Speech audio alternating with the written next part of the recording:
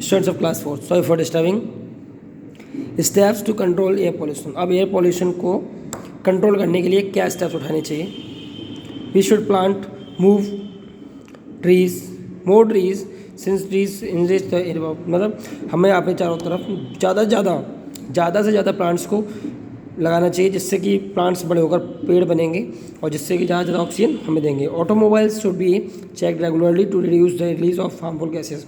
हमें जो वाहन व्हीकल्स हैं उनको समय समय पर उनका प्रदूषण चेक कराते रहना चाहिए, जिससे उनके धुएं के साथ हार्मफुल गैसेस कम से कम निकल सकें। ठीक है। Factories and thermal power station should be advise to treat the gases of other chemical washes before discharging into the, मतलब फैक्ट्रीज और जितने भी थर्मल पावर स्टेशन हैं उनको भी एडवाइस देनी चाहिए कि वो अपनी गैस जो उनकी चिमनी वगैरह उनको सही से चेक कराते रहें, जिससे उनमें केमिकल वॉश के दौरान मतलब जो धुआं निकलता है, फिर बाहर जो गंदा पानी निकलता है, धुआं निकलता है, एयर निकलती है, उसमें हार्मफुल गैसेस कम से कम निकलें। ठीक है। We should use fuel like CNG। हमें ज़्यादातर ऐसे वाहन यूज़ करना चाहिए जो कि CNG वाले हों, जिससे कि बहुत लिटिल एयर पॉल्यूशन होता है। ठीक है। अब आते हैं वाटर पॉल्यूशन की तरफ। वायु प्रदूषण, सॉरी वाटर पॉल्यूशन, जल प्रदूषण क्या होता है? We know that how important हम जानते हैं कि पानी हमारे लिए कितना इम्पोर्टेंट होता है, but it is getting more and more polluted day by day. मतलब आजकल लेकिन क्या है, आजकल ह्यूमन एक्टिविटी जो है ना, आजकल मानव खुद ही इस पानी को दिनों दिन गंदा करता चला जा रहा है। ठीक है। Water also get polluted when sewage of water. जैसे कि पानी गंदा क्यों हो रहा है? क्योंकि हमारे घरों से निकलने वाला गंदा पानी, फैक्ट्रियों से निकलने वाला गंदा पानी, केमिकल वेस्ट जो होता है फैक्ट्री से निकलते हैं, इस सब क्या होता है, हमारे नदियों को, तालाबों को, झीलों को, सबको गंदा कर रहे हैं। उनके मिट्टी में यही गंदा पानी जब मिट्टी में मिल जाता है केमिकल वेस्ट के साथ में, तो मिट्टी की जो फर्टिलाइजेशन होती है, फर्टिलाइजेशन मतलब जो उसकी उपजाऊ क्षमता है वो कम हो जाती है और हमारी फसल भी बर्बाद हो जाती है। ठीक है। Water gets polluted through the manure. पानी जो है ना कई तरीक़ों से पॉल्यूटेड होता है। किस प्रकार से? Sewage of human and animal waste, sewage which be release into the water without any treatment cause water, मतलब जो घर से निकलने वाला गंदा पानी है, पर मलमूत्र जो होता है वो जानवरों का हो चाहे वो इंसान का हो, वो सभी के सभी बिना किसी ट्रीटमेंट के, बिना किसी मतलब अलग ट्रीटमेंट सिस्टम के उनको डायरेक्ट पानी में छोड़ दिया जाता है, जिससे वही पानी पूरा पानी पॉल्यूटेड हो जाता है। Chemical like pesticide and fertilizers are used to in forms, these are carried rain water into the bodies और वाटर पॉल्यूटेड। केमिकल लाइक जैसे कि पेस्टिसाइड है, फर्टिलाइजेशन जो है ये खेतों में यूज करे जाते हैं, फार्म्स में यूज करते हैं। these are carried by the rain water into the bodies। ये पानी से इससे क्या होता है, पानी बरसता है तो ये पानी जो है ना यहाँ से खेतों में बढ़ने वाला पानी तालाब में भी चला जाता है, इधर झीलों में चला जाता है। ये पानी वहाँ जाकर ये केमिकल इसमें मिक्स हो जाते हैं और पानी को पॉल्यूटेड कर देते हैं। शिप्स विच कैरी ऑयल, जो शिप जो होते हैं बड़े बड़े पानी समुद्री जहाज जो होते हैं वो जो कि ऑयल लेकर जाते हैं, also responsible for water pollution. इससे भी वाटर पॉल्यूशन होता है।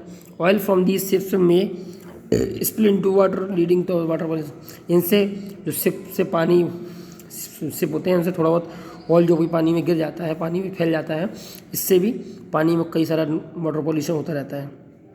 When we wash and wash clothes and utensils. अब क्या है, कुछ लोग जानवरों को पानी में नहला रहे हैं, कुछ लोग बर्तन धो रहे हैं नदियों में, कुछ नदी के किनारे कपड़े धो रहे हैं, कुछ बर्तन धो रहे हैं, कुछ जानवरों को नहला रहे हैं, कुछ या खुद नहा रहे हैं। तो इससे क्या होता है, पूरा का पूरा पानी हम लोग गंदा कर देते हैं, वेस्ट कर देते हैं, मतलब उसको पॉल्यूटेड कर देते हैं। तो ऐसा नहीं करना चाहिए मुझे। अब इफेक्ट ऑफ वाटर पॉल्यूशन, पानी की मतलब वाटर पॉल्यूशन के इफेक्ट क्या होते हैं? Water pollution is harmful to the health of human and animals. Water pollution जो है वो ह्यूमन के लिए और एनिमल्स दोनों के लिए ही हार्मफुल होता है, दोनों के लिए हार्मफुल इफेक्टेड करता है। Drinking polluted water can cause many disease like diarrhoea, cholera, typhoid. हम लोग अगर गंदा पानी पिएंगे तो हमें जैसे कि डायरिया है, कॉलरा है, टाइफाइड है, इस प्रकार की बीमारियाँ हमें घेर लेंगी, हमें बीमारियों से ग्रस्त हो जाएंगे। Aquatic plants life aquatic affected by the water pollution, जो कि जलीय जीव होते हैं, जलीय जीव जंतु होते हैं, जलीय पौधे होते हैं, वो भी इस पॉल्यूटेड वाटर की वजह से इफेक्टेड हो जाते हैं। कई सारे जीव जो होते हैं पानी में रहते हैं वो हार्मफुल केमिकल की वजह से मर भी जाते हैं। ठीक है। पौधे भी बर्बाद हो जाते हैं, जो भी पानी में होने वाले पौधे होते हैं वो भी ख़राब हो जाते हैं।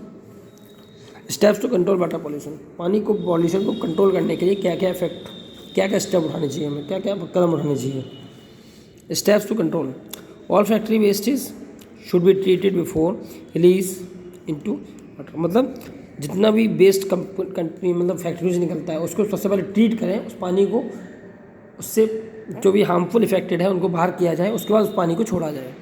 Proper service system should be treated before releasing into water bodies, जब पानी को हम वाटर बॉडीज़ यानी रिवर या नदी तालाब में छोड़ते हैं उससे पहले उसको ट्रीट करें, क्या वो उसके अंदर ऐसे कोई जम्स या कुछ ऐसे कोई मतलब सब्सटेंस तो नहीं है जो कि पानी में जाके मिक्स हो जाए, उसको पॉल्यूटेट कर देते हैं। Which should reduce use of chemical fertilization and pesticide, फसलों को उगाने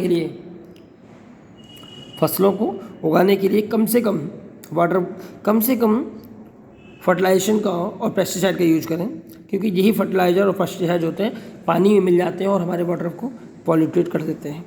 waste water should be dumped directly into water bodies, जो वेस्ट होता है, जो कूड़ा करकट होता है, डायरेक्ट हम लोग वाटर बॉडीज़ में डाल देते हैं, ऐसा नहीं करना चाहिए, इसको पानी में नहीं फेंकना चाहिए। It should not be dumped, यानी डायरेक्ट पानी में नहीं फेंकना चाहिए। वी शुड नॉट बॉथ और wash utensils directly in the water bodies, हमें डायरेक्ट वाटर बॉडीज़ में बर्तन को नहीं धोना चाहिए, ना ही कपड़ों को धोना चाहिए। आप पानी को रख लीजिए, बाहर निकाल के कहीं भी अलग से धो सकते हैं, लेकिन उस पानी में ना धोएं, जिससे पूरा का पूरा पानी पूरा वाटर सिस्टम ही पॉल्यूटेड हो जाता है। ठीक है स्टूडेंट्स, अब आते हैं हम लोग सॉइल पॉल्यूशन पर।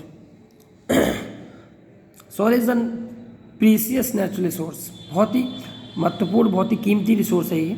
Without soil we can't, there would be no plant, और यानी कोई प्लांट नहीं होगा, कोई लाइफ नहीं होगी अर्थ पर, क्योंकि अगर प्लांट नहीं होंगे तो ऑक्सीजन नहीं होगी तो जीवन नहीं होगा तो इंसान भी नहीं होंगे। ठीक है, यानी कि no life. Plant grow on soil, plant जमीन मिट्टी में उगते हैं। एनिमल्स डिपेंड ऑन प्लांट, और एनिमल्स भी प्लांट पर डिपेंड होते हैं। सॉइल गेट्स पॉल्यूटेड, जिस प्रकार से सॉइल पॉल्यूटेड हो रही है, एक समय ये होगा कि पूरी ज़मीन पूरी मिट्टी को अच्छी तरीके से पॉल्यूटेड हो जाएगी, तो फिर कहाँ प्लांट उगाएंगे आप।